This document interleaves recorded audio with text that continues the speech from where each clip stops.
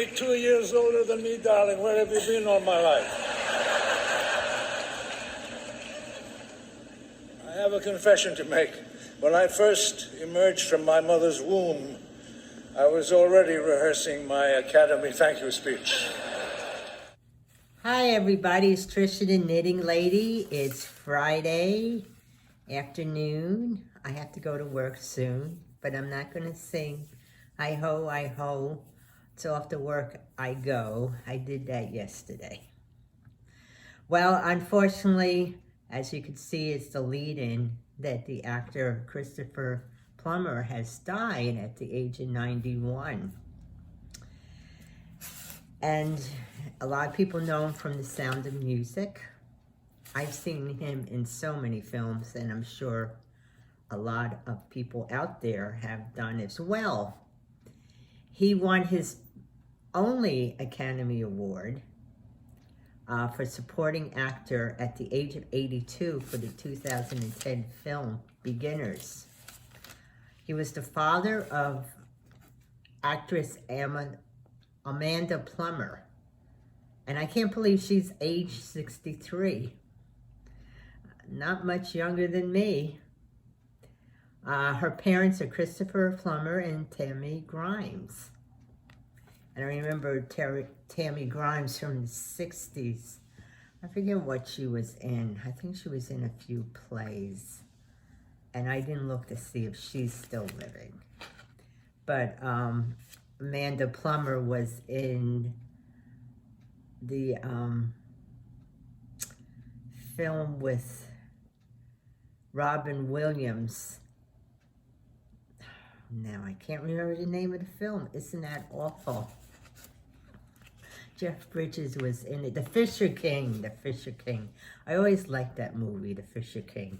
Jeff Bridges was in it as well, but Robin Williams was really good in it. So, shall we talk about what's going on today?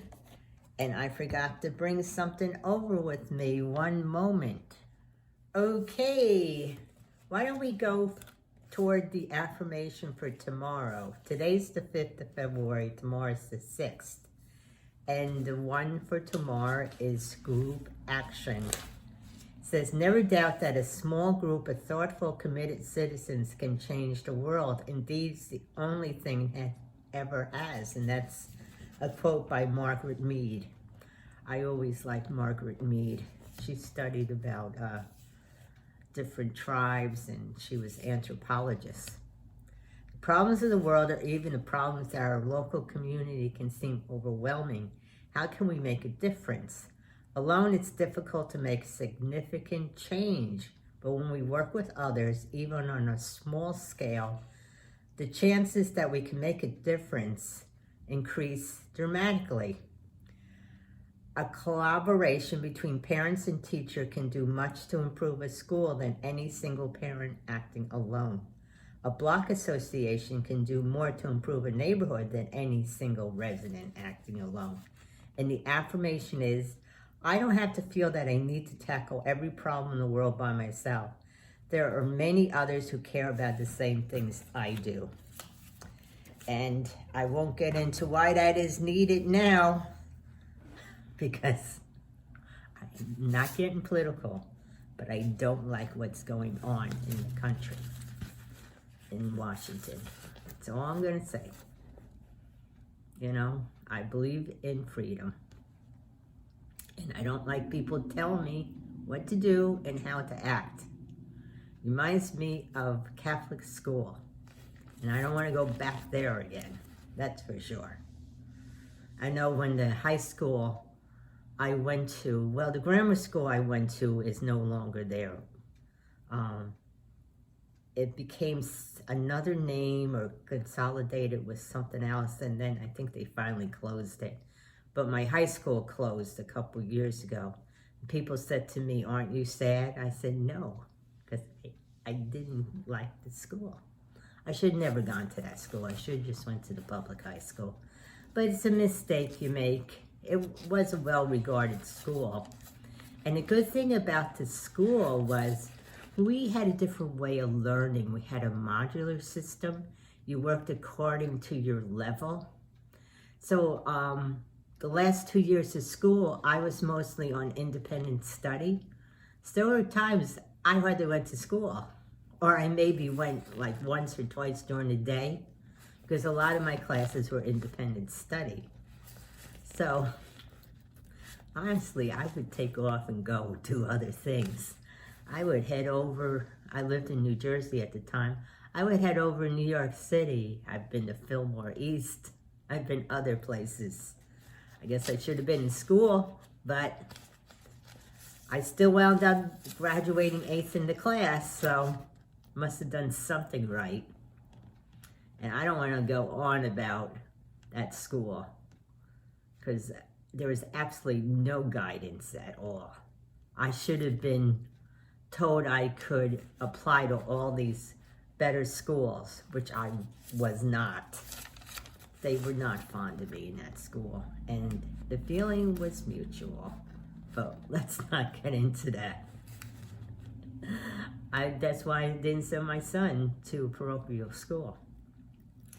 Anyway, this was the birthday of Hank Aaron, too. I know he died recently. He was born in 1934, a great baseball player. So, on this day in 1881, Phoenix, Arizona, and I used to live 2 hours from Phoenix in Tucson. Phoenix, Arizona was incorporated following the town's original settlement in 1867.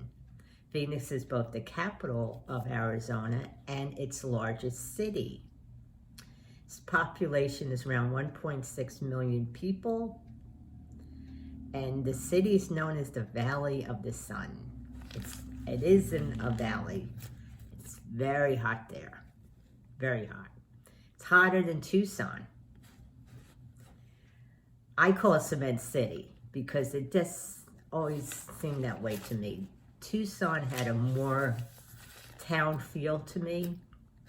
Phoenix I didn't care for, and it was always, the traffic in Phoenix was horrible. Tucson, you could get around it somewhat because we didn't have major highways going through the city, which people would complain about when they came to visit. And there were people of Tucson voted against those big highways for a reason. Because I think they saw what Phoenix started to look like and they said, oh, we don't want that. So sometimes it would take you a while to get out of Tucson, to be honest with you. If I wanted to get on Route 10 to go south, because sometimes I would go down to Tombstone or Bisbee or even the way to parts of New Mexico, I would have to go through this one route through Tucson. It would take me 20 minutes to get to that major highway. Anyway, enough about that. Sometimes I miss Tucson, I really do. Florida is called the Sunshine State, but it doesn't come close to the amount of sunshine in Arizona, which is true. And that was like, what's the weather for today? It's sunny. And that used to be the joke. Probably still is. The sun shines in Yuma, Arizona, which is close to California, 90% of the time. In Tucson and Phoenix, sunshine is 85% of the time. And the Miranda rights began in Arizona. You know, the Miranda, it's your right to remain silent. When you watch those TV shows and they arrest somebody and they say to them, first thing they say, you have a right to remain silent. You have a right to have an attorney. That began in Tucson, began in Arizona, began outside of Phoenix, honestly. I forget what town, what section. Anyway, the Miranda warning prevents those who are placed under arrest from self-incrimination, informs them of their right to have the attorney. Now, they gave this quote about, fact about the first drive-through began in Arizona, which isn't true. I have to find out where it began. But the first drive-through in Arizona began in the Sierra Vista McDonald's. Now, Sierra Vista is about not quite an hour south of Tucson. There's a big Army base, Fort Huachuca, there. So the first fast food drive-through was constructed at the Sierra Vista McDonald's on Fry Boulevard. And the reason they did that is because the soldiers were not allowed to get out of their vehicles if they were dressed in fatigues. So the McDonald's created a drive-through so that they could enjoy their fast food. Isn't that interesting?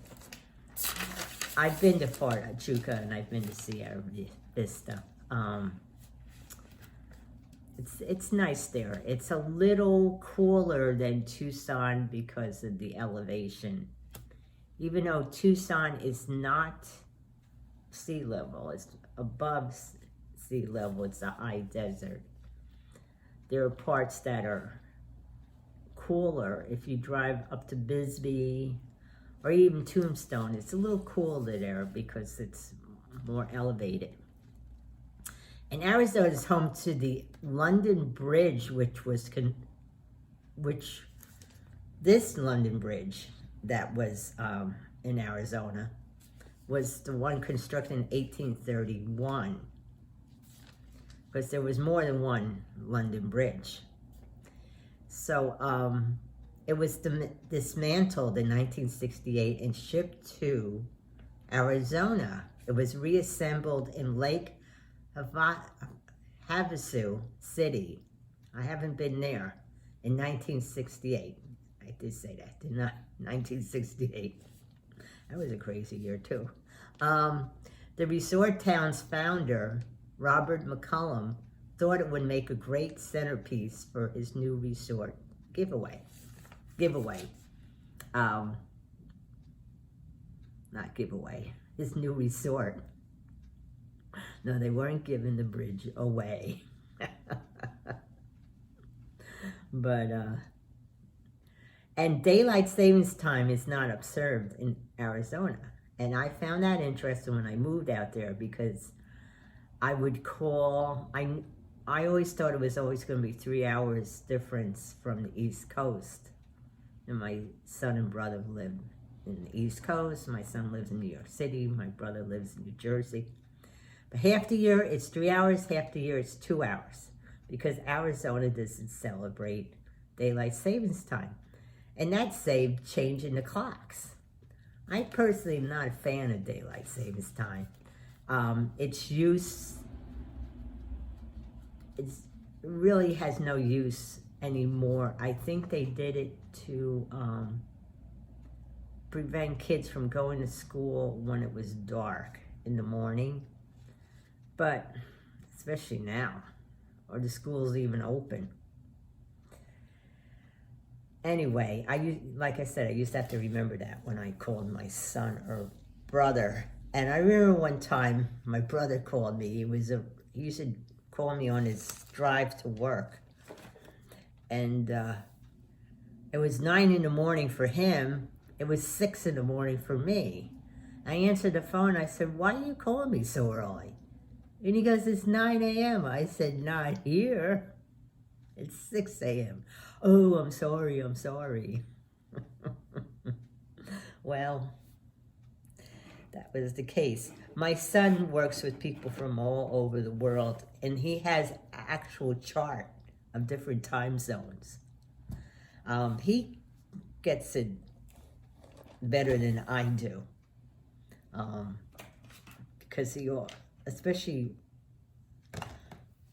his job now, he has to deal with that, but his last job, he haven't had to deal more with that, because he dealt with a lot of people in Australia, so he always had the different time zones. And of course, there's a little day difference as well, in London. So, a couple of videos back, I was talking about going to Ollie's and finding these candies called Belly Flops. They're irregular jelly bellies made by Jelly Bellies, and they're regular jelly beans. So I did find them. I finally got there. And I'm gonna see what they have to say about this.